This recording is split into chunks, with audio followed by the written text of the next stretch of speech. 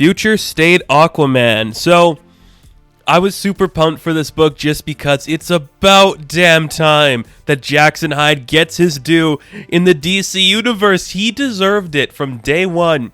This guy, I've always been a fan of Garth. I have been a Garth fan for a long time. Tempest, Aqualad, I like Garth. Jackson is the right guy to inherit the Aquaman title. He always has been.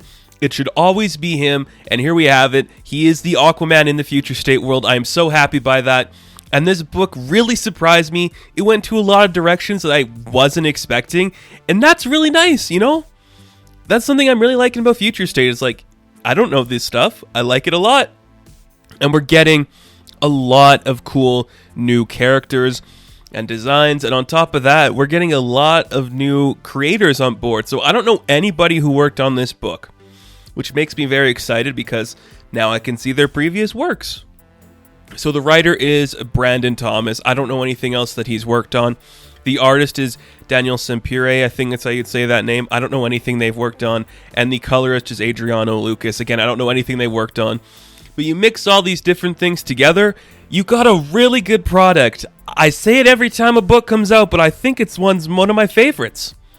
This book was really well written, really engaging, did something different with the character of Aquaman and Aquawoman, and I really liked it. I really liked what this book did. I think it's just the perfect story for a future Aquaman. I really liked it. So let's jump into this book. We are in Neptune for some reason, and Jackson is evading these underwater space police, whatever they're supposed to be. He's just running away from them. He's trying to escape their clutches, and he's doing a good job at doing it. But suddenly he sees something in the sky, and he's not sure what it is, but he's just like, that's impossible. And he submits himself to the people. He stops fighting them. He gets captured, but he's laughing the entire time he's doing so.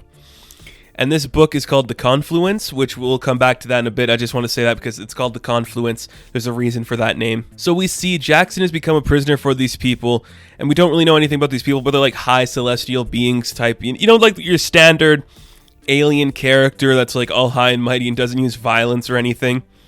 And they're like, look, man, something's obviously changed because you told us you're the Aquaman, which is something you haven't done in like 6 years since you've been here, so maybe you tell us what's going on exactly.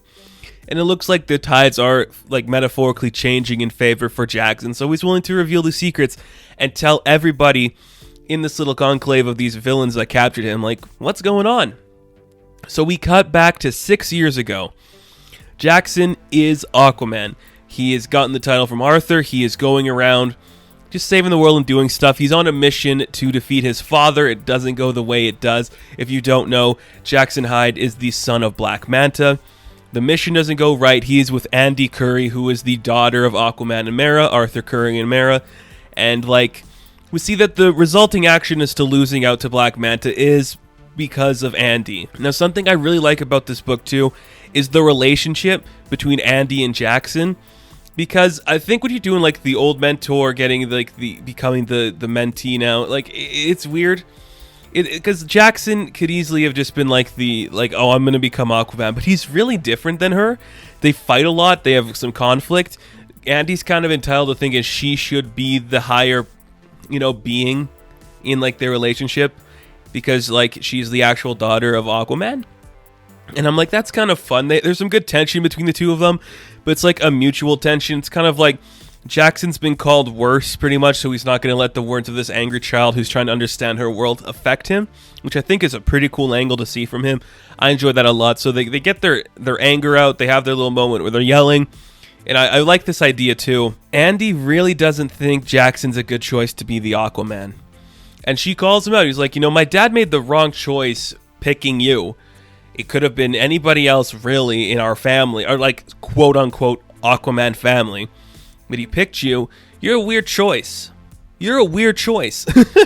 And now we're living with the consequences because you're the Aquaman for some reason. That's weird to me. And as they're having this conversation, the oceans around them start to turn this different color of turquoise and teal. And they're like, what's going on? And they see these new plant life and creatures below the water. They're trying to figure out what's going on, and as they go up for air and you just see the world around them, you realize you are in a new place. and they are no longer on Earth. They are in the oceans of a different place, like this big celestial ocean that can morph into different colors and areas, and it is the place called the Confluence. And we learn that the villain alien talking to Jackson tells him, like, you just stumbled upon the Confluence. It's like the gateway of space and time of the oceans throughout the entire universe, and you guys just stumbled upon it. That's really lucky, you son of a bitch. I'm liking this kind of like weird quote-unquote villain character when it comes to like the people that captured Jackson, because they're just kind of like weird alien people that aren't really evil. They're just like, okay, we got this guy, he tried to do things, what do we do now, pretty much.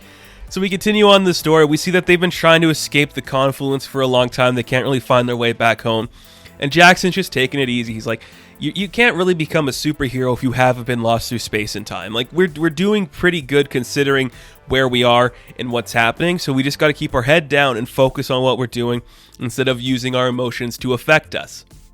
And as that's happening, like, they're on this island and they begin to swim away because the island's kind of coming to life, and you see like it's this big tortoise looking monster thing that emerges and it's trying to attack them. It's kind of like the keeper of like the Confluence, like this being that travels across all of the Confluence, and they were like laying on it, supposedly doing something bad on there or something. I don't know, we don't really know why it's attacking them, and they're trying to get away, and it captures them. And you see Jackson is trying to tell her, he's trying to tell Andy, you don't need to fight this thing, we just have to submit to it and we can escape, because if we show violence, it will respond in violence. We are intruders on it. We should just quietly subdue ourselves. But Andy, being the young woman who's brash and full of that energy, we see earlier on that she's got some of the powers of her father, so instead of like being able to talk to fish, she can just like bend the will of the fish to do things. But she's also got some of her mother's power, and she makes like this weird looking sword blade thing out of water, and she tries to slash her way through the creature, and the creature ultimately retaliates, resulting in a leg being lost in Andy, which made me go, wait, did she have a missing leg that was replaced in the Justice League book? Now I don't remember. Maybe it comes back in some way. Maybe she's got like a water leg. I'll have to go back and check that out, but I can't remember now. So I'm like, huh, okay, that's weird. I like it though, and I think it's kind of interesting. So in that instant, we see that the creature drops Jackson, and he's falling to his supposedly death, but it's not actually, because he gets captured by these people, and he's trying to figure out how to get back to her, how he can like help her and protect Andy again. And that's kind of why he was like restrained this entire time. It's like his guilt was weighing him down, and even he says that he's like, look, I'm not going to sit here and pretend like I'm not powerful or anything. I was trying to think, why can't I break out of these chains? And it's because my emotional guilt, my trauma of letting Andy do something like that and getting herself hurt or supposedly killed, resulted in me not being able to do my job as Aquaman. So now that I know she's okay, and this is kind of where we clue in, like, oh, that thing he saw earlier that made him laugh and just like stop like trying to escape was probably Andy coming to save him.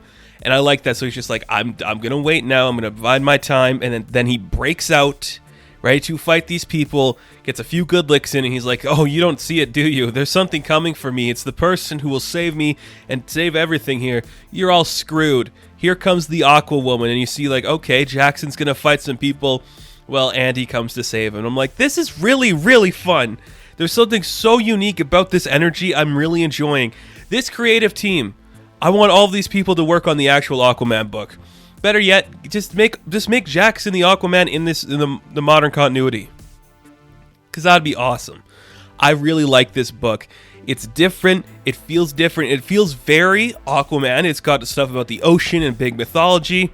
That's really cool to me. It's a great legacy book because, of course, Jackson Hyde would become Aquaman. And since we've introduced Andy Curry, of course she's going to be the Aqualass or the Aqua Woman. It's just really fun and really cool and really diverse, and I'm really enjoying it so much. I'm very excited that we got a cool Aquaman book, because he's kind of been sidelined a bit in like the modern DC stuff. So to be like, okay, here we go, we're putting all our money in, here's a gruff, tough looking Jackson Hyde, here's everything you like about Andy Curry as a kid personified in a teenage body, here's some cool action, some cool artwork, some really stylized looks that feels very, I'm trying to find the right word to describe how it looks, but it's very this, like, I don't know why, I got big Moana vibes from this, and maybe it's because it's the young teenager and like the tough looking god guy with the dreadlocks, maybe that's it, but I'm just like, there's something really cool about the way this feels, and having this portrayal of Jackson, this man who's just confident that he doesn't need to overreact to anything, but when he does, you should be scared. I think it's really cool. I'm enjoying this book a lot. I think it is well worth your time. If you are hesitant on picking this one up, I recommend you do it, because this is a really fun portrayal of a character we love so much. Great science fiction, great Aquaman mythology building. I'm very excited about this. So, Future State Aquaman issue number 1, I am going to give an 8 out of 10. Now, thank you guys so much for watching this review. Be sure to like and subscribe to the channel. As always, you can check me out on Instagram, Patreon, Twitter, all that good stuff. And I will catch you in the next one. Have fun. Stay safe. Good luck.